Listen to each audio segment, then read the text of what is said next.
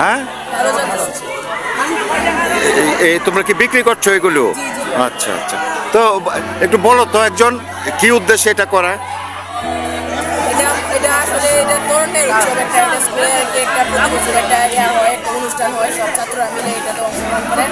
Class 6 থেকে class 10 পর্যন্ত এটা হয়, পিঠা উৎসব, এটা একটা আনন্দ উৎসব। এখানে সবাই অংশগ্রহণ করে, মানে বিভিন্ন যার যার মতো পিঠা বানায় নিয়ে আসে পাশে থেকে, বিভিন্ন ধরনের পিঠা উঠে, এটাই একটি আনন্দ। সবাই এক একজন কিনে, এক একজন স্টল থেকে কিনে পিঠা খায়, এটা আনন্দ।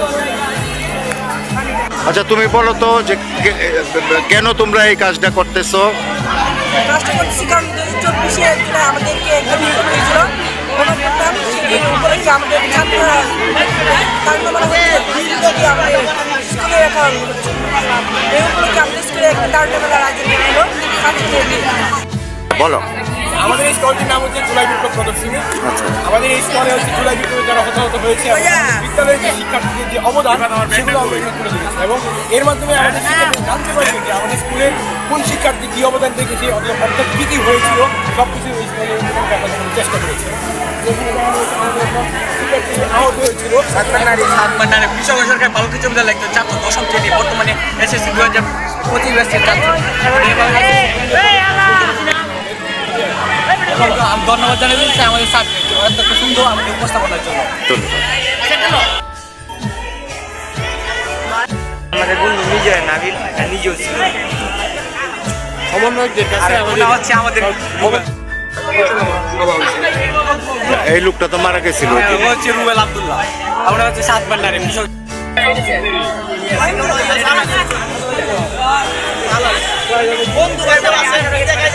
বলো কেমন দেশ চাও? আমরা এমন একটি দেশ চাই যেখানে শিক্ষা হবে সবার জন্য এবং বিজ্ঞান ও প্রযুক্তি থাকবে আমাদের মূল হাতিয়ার। এমন দেশ চাই যেখানে পরিবেশ বান্ধব সক্রিয় ভূমিকা থাকবে সবার।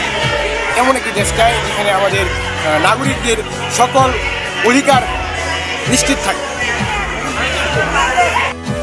মানে শান্তিপূর্ণভাবে মানে শৃঙ্খলাভাবে দেশে বাঁচতে পারি এবং আমাদের সব বৈষম্য দূর করতে পারি, এরকম একটা দেশ। আচ্ছা, কেমন দেশ চাও?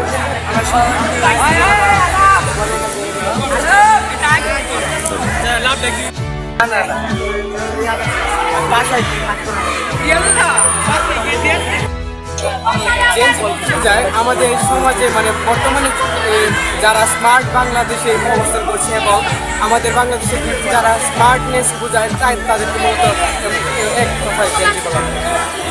আচ্ছা, থ্যাংক ইউ। এরকম দেশ চাও? উন্নত এবং অপরাধ মুক্ত দেশ। রাজনীতিবিদদের কাছে তোমাদের কি প্রত্যাশা? মানে তারা যাতে অন্যায় রাস্তা না নেয় এবং সাধারণ জনগণকে যাতে তারা সাহায্য করে।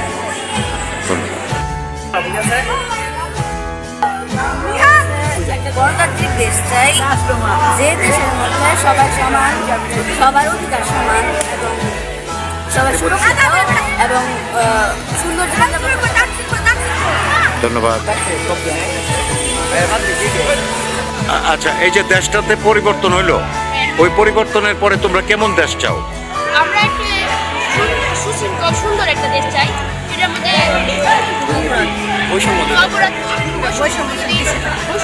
থাকবে না, অপরাধ থাকবে না, সুশৃঙ্খল একটা আচ্ছা, বর্তমানে এই দেশে কি কি সমস্যা দেখতেছো? এই দেশের মেইন একটা সমস্যা হচ্ছে অর্থনৈতিক সমস্যা, আর হচ্ছে অতিরিক্ত দূষণ। আর ঢাকা শহরে গেলে একটু বালুর জন্য শ্বাসকষ্ট শুরু হয়ে যায়। বায়ু দূষণ বাংলাদেশ 2 নম্বরে চলে গেছে, আমাদের বায়ু দূষণ রোধ করতে হবে। প্রায় সময় 1 নম্বরে আসে, 1 নম্বরে আছে, বর্তমানে দিল্লিতে 1 নম্বর। আচ্ছা, বিশেষ করে একটা সমস্যা হলো কাছের জিনিসের দাম অনেক বাড়ে। হ্যাঁ, এটা 1 নম্বর সমস্যা। কোনটা? কাছের জিনিসের দাম অনেক বাড়ে। কাছের জিনিস। কাছের জিনিস। আচ্ছা আচ্ছা, ধন্যবাদ।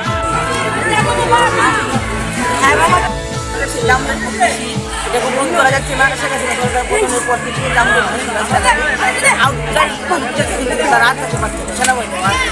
না, এই ক্ষেত্রে প্রশাসনের কি করা উচিত? আর সচেতন হওয়া উচিত, শেখ হাসিনা যেভাবে ট্যাকেল এই ট্যাকেল নেওয়া উচিত, এই পদক্ষেপ গ্রহণ করা উচিত। আচ্ছা, ধন্যবাদ। আর কেউ কিছু বলবা? রাস্তার মধ্যে আর কি ময়লা ফেলে অনেক প্রচুর ময়লা ধরে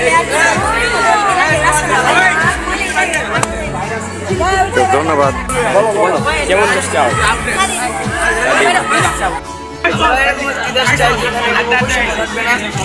স্বৈরাচারী চলবে না আর মানে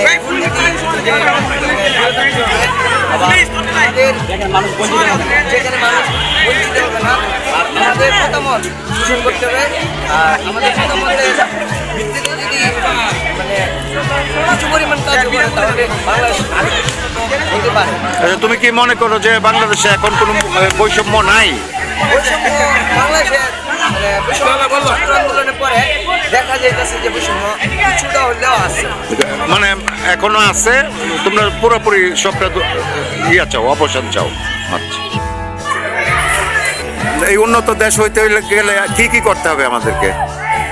সৎ পথে চলতে হবে, ভালো করে পড়াশোনা শিখতে হবে, শিখে দেশটা করে দিতে হবে।